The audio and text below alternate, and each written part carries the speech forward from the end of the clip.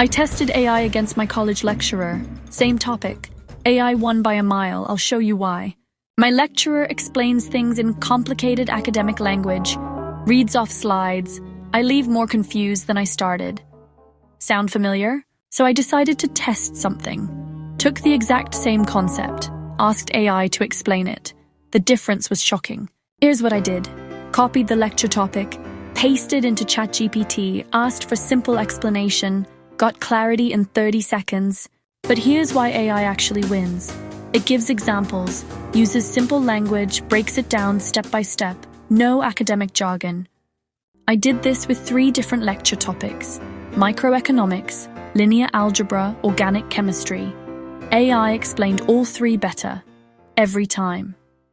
Look, lecturers know their stuff. This isn't about them being bad, it's about communication style. AI adapts to how you learn. Use AI after lectures to clarify confusing parts. I use ChatGPT free version. Takes 1 minute per concept. Game changer. Try it on your next confusing lecture topic. Comment which subject you'll test it on first.